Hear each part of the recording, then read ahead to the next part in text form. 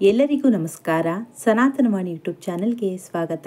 ಈಗಾಗಲೇ ನಾವು ಯುಗಾದಿ ಹಬ್ಬದ ಆಚರಣೆಯನ್ನು ಮಾಡಿದ್ದೀವಿ, ಹಾಗೆ ಪಂಚಾಂಗ ಶ್ರವಣವನ್ನು ಕೂಡ ಮಾಡಿದ್ದೀವಿ. ಇನ್ನು ಕೆಲವೊಬ್ಬರು ಸಬ್ಸ್ಕ್ರೈಬರ್ಸು ನಮಗೆ ವಿಶ್ವಾವಸು ಸಂವತ್ಸರದ ಫಲಗಳ ಬಗ್ಗೆ ಮಾಹಿತಿಯನ್ನು ತಿಳಿಸ್ಕೊಡಿ, ಹಾಗೆ ನವನಾಯಕರು ಯಾರು, ಹಾಗೆ ಅವರ ಒಂದು ಫಲಗಳೇನು ಅಂತ ತಿಳಿಸ್ಕೊಡಿ ಅಂತ ಕೇಳಿದ್ರಿ. ಹಾಗಾಗಿ ಅವರಿಗೆ ಅನುಕೂಲ ಆಗಲಿ ಅಂತ, ಹಾಗೆ ಯಾರು ಈ ಒಂದು ಪಂಚಾಂಗ ಶ್ರವಣವನ್ನು ಮಾಡಿಲ್ಲ ಅಂಥವರಿಗೆ ನಮ್ಮ ಒಂದು ಈ ಸಂವತ್ಸರ ಯಾವ ರೀತಿ ಇರಲಿದೆ ಅನ್ನೋದ್ರ ಬಗ್ಗೆ ಈ ವಿಡಿಯೋದಲ್ಲಿ ಮಾಹಿತಿಯನ್ನು ತಿಳಿಸ್ಕೊಡ್ತೀನಿ. ಮೊದಲನೇದಾಗಿ ನಾವು ವಿಘ್ನೇಶ್ವರನನ್ನು ನೆನೆಯುತ್ತಾ, ಹಾಗೆ ಕುಲದೇವರ ಪ್ರಾರ್ಥನೆಯನ್ನು ಮಾಡ್ತಾ ಮತ್ತು ಗುರುಗಳಿಗೆ ನಮಸ್ಕಾರವನ್ನು ಮಾಡ್ತಾ, ಪಂಚಾಂಗ ಕರ್ತೃಗಳಿಗೆ ಒಂದು ನಮಸ್ಕಾರವನ್ನು ಮಾಡ್ತಾ ನಾವು ಈಗ ಒಂದು ಸಂವತ್ಸರದ ಫಲವನ್ನು ತಿಳಿಯೋಣ. ಮೊದಲಿಗೆ ಸಂವತ್ಸರದ ಫಲವನ್ನು ನೋಡಿದಾಗ, ವಿಶ್ವಾವಸು ನಾಮ ಸಂವತ್ಸರದಲ್ಲಿ ಮೇಘಗಳು ಪ್ರಬಲವಾಗಿ ಘರ್ಜಿಸುತ್ತಾ ಮಳೆಯನ್ನು ಸುರಿಸುತ್ತದೆ, ಹಾಗೆ ಭೂಮಿಯು ಪೈರುಗಳಿಂದ ಕಂಗೊಳಿಸುತ್ತದೆ, ಹಾಗೆ ಯಜ್ಞ ಯಾಗಾದಿ ಸತ್ಕರ್ಮಗಳು ನಡೆಯುತ್ತೆ. ಅಂಗದೇಶ ಹಾಗೆ ಮಗಧ ದೇಶಗಳಲ್ಲಿ ಕಳ್ಳರಿಂದ ಜನರು ಪೀಡಿತರಾಗ್ತಾರೆ ಅಂತ ಈ ಒಂದು ಸಂವತ್ಸರದಲ್ಲಿ ನಡೆಯುತ್ತೆ ಅನ್ನೋದನ್ನು ಪಂಚಾಂಗಕರ್ತರು ತಿಳಿಸಿದ್ದಾರೆ. ಅಂದರೆ ಈ ಬಾರಿ ಗುಡುಗು ಸಹಿತ ಮಳೆ ಸ್ವಲ್ಪ ಹೆಚ್ಚಾಗುತ್ತೆ ಅಂತ ತಿಳಿಸಿದ್ದಾರೆ, ಹಾಗೆ ಆ ಭೂಮಿಯಲ್ಲಿ ಒಳ್ಳೆ ಒಂದು ಪೈರುಗಳು ಕಂಗೊಳಿಸುತ್ತೆ ಅಂತ ತಿಳಿಸಿದ್ದಾರೆ. ಜೊತೆಗೆ ಪೂಜೆ ಪುನಸ್ಕಾರಗಳಾಗಿರ್ಬೋದು, ಸತ್ಕರ್ಮಗಳಾಗಿರ್ಬೋದು, ಇದೆಲ್ಲವನ್ನು ಕೂಡ ಆಚರಣೆಯನ್ನು ಮಾಡ್ತಾರೆ. ಇದೆಲ್ಲವೂ ಕೂಡ ಈ ಒಂದು ಸಂವತ್ಸರದಲ್ಲಿ ನಡೆಯುತ್ತೆ. ಜೊತೆಗೆ ಅಂಗದೇಶ ಮಗಧ ದೇಶ ಅಂತಂದರೆ ಬಿಹಾರು, ವೆಸ್ಟ್ ಬೆಂಗಾಲ್ ಕಡೆ ಆಗಿರ್ಬೋದು, ಹಾಗೆ ಈ ಗಯಾ ಅಂತ ಹೇಳ್ತೀವಲ್ವ ಆ ಒಂದು ಪ್ರದೇಶ, ಪಾಟ್ನಾ ಆಗಿರ್ಬೋದು, ಈ ಒಂದು ಪ್ರದೇಶಗಳಲ್ಲಿ ಸ್ವಲ್ಪ ಒಂದು ಕಳ್ಳರಿಂದ ಜನರು ಪೀಡಿತರಾಗ್ತಾರೆ, ಇಲ್ಲಿ ಸ್ವಲ್ಪ ಕಳ್ಳತನ ಹೆಚ್ಚಾಗುತ್ತೆ ಅನ್ನೋದನ್ನ ಈ ಒಂದು ಸಂವತ್ಸರದಲ್ಲಿ ಫಲಗಳ ಮುಖಾಂತರವಾಗಿ ಅವರು ತಿಳಿಸ್ಕೊಟ್ಟಿದ್ದಾರೆ. ಇನ್ನು ನವನಾಯಕರು ಹಾಗೆ ಅವರ ಒಂದು ಫಲಗಳೇನು ಅಂತ ನೋಡಿದಾಗ, ಮೊದಲನೇದಾಗಿ ನಮಗೆ ರಾಜನಾಗಿ ಈ ಬಾರಿ ರವಿ ಬಂದಿದ್ದಾರೆ, ಅಂದರೆ ಸೂರ್ಯಗ್ರಹ. ನಂತರ ಎರಡನೇದಾಗಿ ಮಂತ್ರಿಯಾಗಿ ಚಂದ್ರಗ್ರಹ ಬಂದಿದ್ದಾರೆ.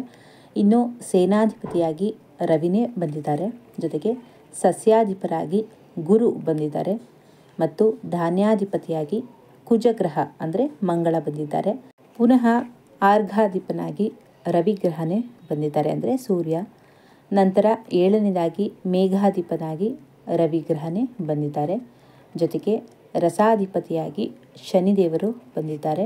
ಇನ್ನು ನೀರಸಾಧಿಪತಿಯಾಗಿ ಬುಧಗ್ರಹ ಬಂದಿದ್ದಾರೆ. ಜೊತೆಗೆ 10ನೇದಾಗಿ ಪಶುನಾಯಕನಾಗಿ ಈ ಬಾರಿ ಯಮ ಬಂದಿದ್ದಾರೆ. ಇನ್ನು ಮೊದಲನೇದಾಗಿ ರಾಜ ಯಾವ ರೀತಿ ಒಂದು ಫಲ ಅಂದರೆ ರವೇ ರಾಜತ್ವ ಫಲಂ ಅಂತ ಹೇಳ್ತಾರೆ. ರವಿಯು ರಾಜನಾಗಿರೋದ್ರಿಂದ ದೇಶದ ರಾಜರುಗಳಲ್ಲಿ ಪರಸ್ಪರ ವೈರವು ಉಂಟಾಗುತ್ತದೆ, ಹಾಗೆ ಮೇಘಗಳು ಸರಿಯಾಗಿ ಮಳೆಯನ್ನು ಸುರಿಸೋದಿಲ್ಲ, ಹಾಗೆ ಪ್ರಜೆಗಳಿಗೆ ರಾಜನಿಂದಲೂ ಅಂದರೆ ಈಗ ಮಿನಿಸ್ಟ್ರುಗಳಾಗಿರ್ಬೋದು, ರಾಜ ಅಂತಂದರೆ ಇಲ್ಲಿ ಮುಖ್ಯವಾಗಿ ಒಂದು ಹೈಯರ್ ಮಂತ್ರಿಗಳ ವಿಚಾರಕ್ಕೆ ಬರುತ್ತೆ. ನಂತರ ಅಧಿಕಾರಿಗಳಿಂದಲೂ ಅಂದರೆ ಅವರ ನಂತರ ಬರುವಂಥ ಅಧಿಕಾರಿಗಳಿಂದ ಆಗಿರ್ಬೋದು, ಜೊತೆಗೆ ಶಸ್ತ್ರಗಳಿಂದಲೂ ಪೀಡೆ ಹಾಗೆ ಅಗ್ನಿಬಾಧೆಯು ಉಂಟಾಗುತ್ತೆ ಅಂತ ತಿಳಿಸಿದ್ದಾರೆ. ಅಂದರೆ ಶಸ್ತ್ರಗಳು ಅಂತಂದರೆ ನಿಮಗೆ ಗೊತ್ತು, ಒಂದು ಚಾಕು ಆಗಿರ್ಬೋದು, ಅಂದರೆ ಹೆಚ್ಚಾಗಿ ಇದರಿಂದ ತೊಂದರೆಗಳು ಹಾಗೆ ಅಗ್ನಿಯ ಒಂದು ಬಾಧೆಗಳು ಉಂಟಾಗುತ್ತೆ. ಅಂದರೆ ರವಿಯು ರಾಜನಾಗಿರುವಂತಹ ಒಂದು ಫಲವನ್ನು ಈ ರೀತಿಯಾಗಿ ಪಂಚಾಂಗಕರ್ತರು ತಿಳಿಸಿದ್ದಾರೆ. ನಂತರ ಎರಡನೇದಾಗಿ ಚಂದ್ರಸ್ಯ ಮಂತ್ರಿತ್ವ ಫಲಂ ಅಂದರೆ ಚಂದ್ರ ಮಂತ್ರಿಯ ಒಂದು ಫಲವನ್ನು, ಮಂತ್ರಿಯಾಗಿರೋದ್ರಿಂದ ಯಾವ ರೀತಿ ಫಲವನ್ನು ಕೊಡ್ತಾರೆ ಅಂದಾಗ, ಚಂದ್ರನು ಮಂತ್ರಿಯಾಗಿರಲಾಗಿ ಒಳ್ಳೆಯ ಮಳೆಯಾಗುತ್ತೆ. ಜೊತೆಗೆ ಸಸ್ಯಗಳು ಚೆನ್ನಾಗಿ ಫಲವನ್ನು ಕೊಡುತ್ತೆ. ಜನರು ಕ್ಷೇಮವಾಗಿ ಹಾಗೆ ಆರೋಗ್ಯವಾಗಿಯೂ ಕೂಡ ಇರ್ತಾರೆ ಅಂತ ತಿಳಿಸಿದ್ದಾರೆ. ನಂತರ ಮೂರನೇದಾಗಿ ರವಿನೇ ಪುನಃ ಸೇನಾಧಿಪತಿಯ ಒಂದು ಫಲವನ್ನು ಯಾವ ರೀತಿ ಕೊಡ್ತಾರೆ ಅಂತ ನೋಡಿದಾಗ, ರವಿಯು ಸೇನಾಧಿಪತಿಯಾಗಿರೋದ್ರಿಂದ ರಾಜರುಗಳಲ್ಲಿ ಅನ್ಯೋನ್ಯ ಯುದ್ಧ ಉಂಟಾಗುತ್ತೆ, ಹಾಗೆ ಮೇಘಗಳು ಗಾಳಿಯಿಂದ ಚದುರಿಸಲ್ಪಟ್ಟು ಮಳೆಯನ್ನು ಸುರಿಸೋದಿಲ್ಲ, ಸ್ವಲ್ಪ ಮಳೆ ಕಡಿಮೆ ಆಗುತ್ತೆ. ಮತ್ತು ಭೂಮಿಯಲ್ಲಿ ಕೆಂಪು ಧಾನ್ಯಗಳು ಚೆನ್ನಾಗಿ ಫಲಿಸುತ್ತವೆ ಅಂತ ಹೇಳಿದ್ದಾರೆ. ಕೆಂಪು ಧಾನ್ಯಗಳು ಯಾವ್ಯಾವಿದೆ ಅದೆಲ್ಲವೂ ಕೂಡ ಚೆನ್ನಾಗಿ ಫಲವನ್ನು ನೀಡುತ್ತೆ ಅಂತ ಇದರಿಂದ ತಿಳಿಸಿದ್ದಾರೆ. ನಂತರ ನಾಲ್ಕನೇದಾಗಿ ಗುರು ಸಸ್ಯಾಧಿಪತಿಯಾಗಿ ಯಾವ ರೀತಿ ಫಲವನ್ನು ನಮಗೆ ಕೊಡ್ತಾರೆ ಅಂದಾಗ, ಗುರು ಸಸ್ಯಾಧಿಪತಿಯಾಗಿರೋದ್ರಿಂದ ಪೈರುಗಳು ಚೆನ್ನಾಗಿ ಬೆಳೆಯುತ್ತೆ, ಹಾಗೆ ಪದಾರ್ಥಗಳಿಗೆ ಸ್ವಲ್ಪ ಬೆಲೆ ಕಡಿಮೆ ಆಗುತ್ತೆ. ಆದರೆ ಕೊಂಕಣ ಮತ್ತು ಮಗಧ ದೇಶಗಳಲ್ಲಿ ಸಸ್ಯಗಳ ಬೆಳವಣಿಗೆ ಕಡಿಮೆ ಆಗುತ್ತೆ, ಹಾಗೆ ಪದಾರ್ಥಗಳಿಗೆ ಬೆಲೆ ಹೆಚ್ಚಾಗುತ್ತೆ ಅಂತ ತಿಳಿಸಿದ್ದಾರೆ. ಅಂದರೆ ಇಲ್ಲಿ ಕೊಂಕಣ ಮತ್ತು ಮಗಧ ದೇಶ ಅಂತಂದರೆ ಮಹಾರಾಷ್ಟ್ರ ಭಾಗಗಳಲ್ಲಿ, ಹಾಗೆ ಒಂದು ಗೋವಾ ಪ್ರದೇಶಗಳಲ್ಲಿ, ಹಾಗೆ ನಮ್ಮ ಕರ್ನಾಟಕದಲ್ಲೂ ಕೂಡ ಸ್ವಲ್ಪ ಸಸ್ಯಗಳ ಬೆಳವಣಿಗೆ ಕಡಿಮೆ ಆಗುತ್ತೆ, ಹಾಗಾಗಿ ಪದಾರ್ಥಗಳಿಗೆ ಬೆಲೆ ಹೆಚ್ಚಾಗುತ್ತೆ ಅಂತ ತಿಳಿಸಿದ್ದಾರೆ. ನಂತರ 5ನೇದಾಗಿ ಕುಜಗ್ರಹ ಅಂದರೆ ಮಂಗಳ ಗ್ರಹ ಧಾನ್ಯಾಧಿಪತಿಯಾಗಿರೋದ್ರಿಂದ ಯಾವ ಫಲವನ್ನು ಕೊಡ್ತಾರೆ ಅಂದಾಗ, ಕುಜನು ಧಾನ್ಯಾಧಿಪತಿಯಾಗಿರಲಾಗಿ ಕುಷ್ಕಿ ಧಾನ್ಯಗಳು, ಹಾಗೆ ಮೊನೆಯುಳ್ಳ ಧಾನ್ಯಗಳು ಮತ್ತು ಕೆಂಪು ಭೂಮಿಯಲ್ಲಿ ಚೆನ್ನಾಗಿ ಫಲಿಸುತ್ತವೆ.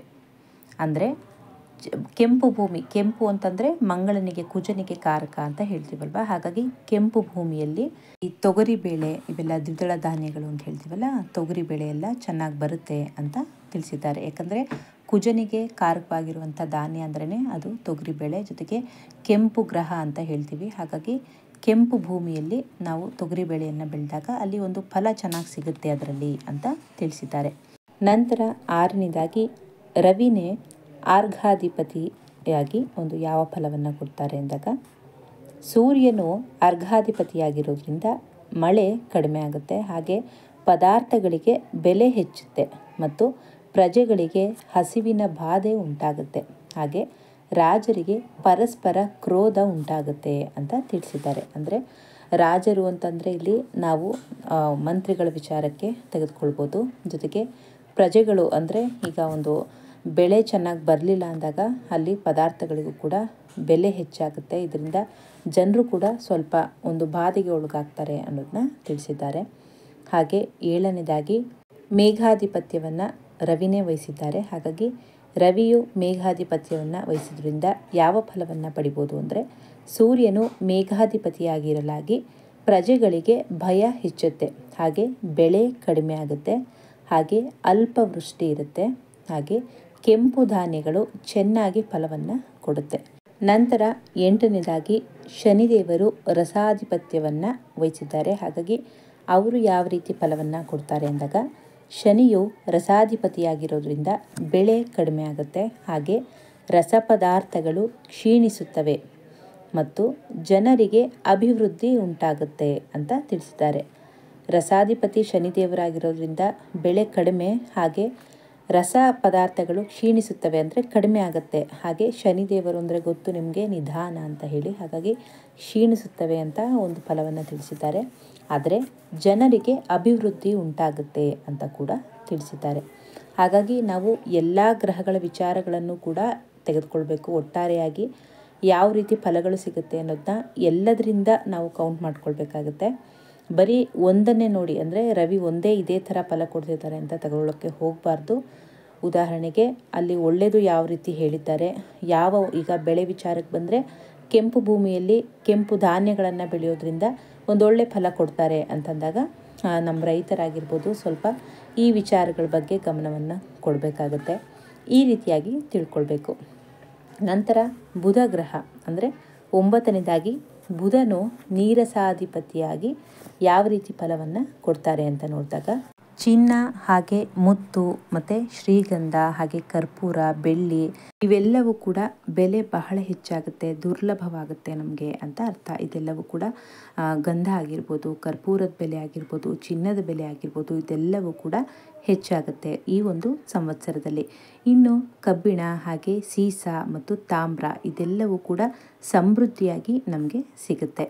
ಹಾಗೆ 10ನೇದಾಗಿ ಯಮಸ್ಯ ಪಶುನಾಯಕತ್ವ ಫಲ ಅಂದರೆ ಯಮನು ಪಶುನಾಯಕನಾಗಿ ಇದ್ದರೆ ಯಾವ ಫಲವನ್ನು ಕೊಡ್ತಾನೆ ಅಂದಾಗ, ಯಮನು ಪಶುನಾಯಕನಾಗಿರೋದ್ರಿಂದ ಪದಾರ್ಥಗಳಿಗೆ ಬೆಲೆ ಹೆಚ್ಚುತ್ತೆ, ಹಾಗೆ ಪಶುಗಳಿಗೆ ಮೇವಿನ ಕೊರತೆಯಿಂದ ಸ್ವಲ್ಪ ಹಾಲನ್ನು ಕೊಡುತ್ತೆ. ಅಂದರೆ ಮೇವಿಗೆ ಸಂಬಂಧಪಟ್ಟಂತೆ ಕೊರತೆ ಆಗ್ಬೋದು, ಅದರಿಂದ ಒಂದು ಹಾಲು ಉತ್ಪಾದನೆಗಾಗಿರ್ಬೋದು ಸ್ವಲ್ಪ ಕಡಿಮೆ ಆಗುತ್ತೆ ಈ ಸಾರಿ ಅಂತ ಅರ್ಥ. ಹಾಗೆ ಪಶುಗಳಿಗೆ ಪೀಡೆ ಹೆಚ್ಚು, ಅಂದರೆ ಒಂದು ಪಶುಗಳು ಸ್ವಲ್ಪ ಆರೋಗ್ಯದಲ್ಲಿ ವ್ಯತ್ಯಾಸ ಆಗ್ಬೋದು, ಆರೋಗ್ಯದ ತೊಂದರೆಗಳು ಬರ್ಬೋದು ಪ್ರಾಣಿಗಳಿಗೆ ಅಂತ ಇದರ ಅರ್ಥ. ಹಾಗಾಗಿ ಅದ್ರ ಬಗ್ಗೆ ನಾವು ಗಮನವನ್ನು ಕೊಡಬೇಕು. ಇದಿಷ್ಟು ಕೂಡ ಏನಿತ್ತು, ಇದು ನವನಾಯಕರ ಮತ್ತು ಫಲಗಳಾಗಿತ್ತು. ಈಗ ಆದಾಯ ಮತ್ತು ವ್ಯಯಾದಿಗಳ ವಿಚಾರವಾಗಿ ಬಂದರೆ ಎಷ್ಟು ಆದಾಯ ಇರುತ್ತೆ, ಹಾಗೆ ಎಷ್ಟು ವ್ಯಯ, ಎಷ್ಟು ಖರ್ಚು ನಮಗೆ ಈ ಒಂದು ವರ್ಷದಲ್ಲಿ, ಈ ಒಂದು ಸಂವತ್ಸರದಲ್ಲಿ ಆಗುತ್ತೆ ಅಂತ ನೋಡಿದಾಗ, ಮೊದಲನೇ ರಾಶಿ ಬಂದು ಮೇಷರಾಶಿ. ಇದು ಮಂಗಳ ಅಧಿಪತಿ, ಜೊತೆಗೆ ವೃಶ್ಚಿಕಗೂ ಕೂಡ ಮಂಗಳನೇ ಅಧಿಪತಿ ಬರೋದ್ರಿಂದ ಮೇಷ ಮತ್ತು ವೃಶ್ಚಿಕಗೆ ಒಂದೇ ರೀತಿಯ ಫಲಗಳು ದೊರಕುತ್ತೆ. ಆದಾಯ ಬಂದು 2 ಆದರೆ ವ್ಯಯ ಅಂದರೆ ಖರ್ಚು ಬಂದು 14. ಹಾಗಾಗಿ ಮೇಷರಾಶಿ ಮತ್ತು ವೃಶ್ಚಿಕ ರಾಶಿಗೆ ಸ್ವಲ್ಪ ಖರ್ಚು ಹೆಚ್ಚಾಗುತ್ತೆ ಆದಾಯಕ್ಕಿಂತ. ನಂತರ ವೃಷಭ ಮತ್ತು ತುಲಾ ರಾಶಿಗೆ ಶುಕ್ರನೇ ಅಧಿಪತಿ ಬರ್ತಾನೆ, ಹಾಗಾಗಿ 2 ರಾಶಿಗೂ ಕೂಡ ಒಂದೇ ಫಲ ದೊರಕುತ್ತೆ. ಆದಾಯ 11 ಆದರೆ ವ್ಯಯ 5, ಅಂದರೆ ಆದಾಯ ಚೆನ್ನಾಗಿ ಸಿಗುತ್ತೆ ಈ ಸಾರಿ, ಹಾಗೆ ವ್ಯಯ ಖರ್ಚು ಕಡಿಮೆ 5 ಇದೆ. ನಂತರ ಮಿಥುನ ಮತ್ತು ಕನ್ಯಾ ರಾಶಿಗೆ ಬುಧ ಗ್ರಹ ಅಧಿಪತಿ ಆಗ್ತಾರೆ. ಆದಾಯ 14 ಆದರೆ ವ್ಯಯ ಅಂದರೆ ಖರ್ಚು ಬರೀ 2 ಇದೆ.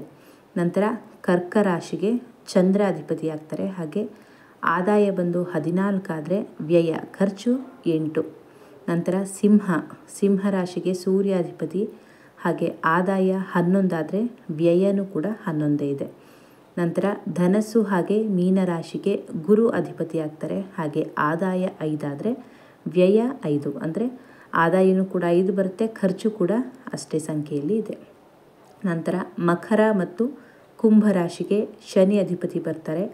ಆದಾಯ 8 ಆದರೆ ವ್ಯಯ 14, ಅಂದರೆ ಸ್ವಲ್ಪ ಖರ್ಚು ಹೆಚ್ಚಾಗಿರುತ್ತೆ. ಇದಿಷ್ಟು ಕೂಡ ಆದಾಯ ಮತ್ತು ವ್ಯಯಾದಿಗಳು. ಹಾಗೆ ಇದೇನಿದ್ರೂ ಕೂಡ ಜನರಲ್ ಪ್ರೆಡಿಕ್ಷನ್ ಆಗಿ ನೀವು ತೆಗೆದುಕೊಳ್ಬೇಕಾಗತ್ತೆ. ಯಾಕಂದರೆ ನಮ್ಮ ಒಂದು ಜಾತಕ ಏನಿದೆ, ಹಾಗೆ ನಮ್ಮ ಒಂದು ದಶಾಭುಕ್ತಿ ಏನಿದೆ, ಅದ್ರ ಮೇಲೇ ನಮ್ಮ ಒಂದು ಫಲಗಳು ಡಿಪೆಂಡ್ ಆಗೋದು. ಹಾಗಾಗಿ ನಮ್ಮ ಒಂದು ದಶಾಭುಕ್ತಿ ಒಳ್ಳೆಯ ಒಂದು ಫಲಗಳನ್ನು ಕೊಡ್ತಿದ್ರೆ ಅದು ಶುಭ ಫಲವನ್ನೇ ನಮಗೆ ಸ್ವಲ್ಪ ಮಟ್ಟಿಗೆ ತಂದು ಕೊಡುತ್ತೆ. ಯಾಕಂದರೆ ಗೋಚಾರನೂ ಕೂಡ ಲೆಕ್ಕಕ್ಕೆ ಬರೋದ್ರಿಂದ ಗೋಚಾರದ ಫಲಗಳು ಒಂದು 30% ಅಥವಾ ಒಂದು 50% ಅಂತ ಲೆಕ್ಕಕ್ಕೆ ತೆಗೆದುಕೊಳ್ಬೇಕು. ನಮ್ಮ ದಶಾಭುಕ್ತಿಯಲ್ಲೂ ಕೂಡ ತೊಂದರೆ ಇದ್ದಾಗ, ಇಲ್ಲಿ ತೊಂದರೆ ಇದ್ದಾಗ ಸ್ವಲ್ಪ ಹೆಚ್ಚು ಖರ್ಚುಗಳು ಆಗುವಂಥ ಸಾಧ್ಯತೆ ಇರುತ್ತೆ ಅಂತ ನಾವು ಜನರಲ್ ಆಗಿ ಪ್ರೆಡಿಕ್ಷನ್ನ ತಗೋಬೇಕಾಗತ್ತೆ. ಹಾಗಿದ್ರೆ ಶ್ರೀ ವಿಶ್ವಾವಸುನಾಮ ಸಂವತ್ಸರದ ಒಂದು ನವನಾಯಕರ ಫಲ ಏನಿತ್ತು ಎಲ್ಲದರ ಬಗ್ಗೆ ಕೂಡ ಈ ವಿಡಿಯೋದಲ್ಲಿ ತಿಳಿಸ್ಕೊಟ್ಟಿದ್ದೀನಿ. ನಿಮಗೇನಾದರೂ ಈ ಮಾಹಿತಿ ಅನುಕೂಲ ಆಗಿದ್ದರೆ ಬೇರೆಯವ್ರಿಗೂ ಕೂಡ ಶೇರ್ ಮಾಡಿ. ಹಾಗೆ ಈ ಒಂದು ವಿಶ್ವಾವಸುನಾಮ ಸಂವತ್ಸರದ ಫಲ ಯಾವ ರೀತಿ ಇದೆ ಅಂತ ತಿಳ್ಕೊಳ್ಬೋದು.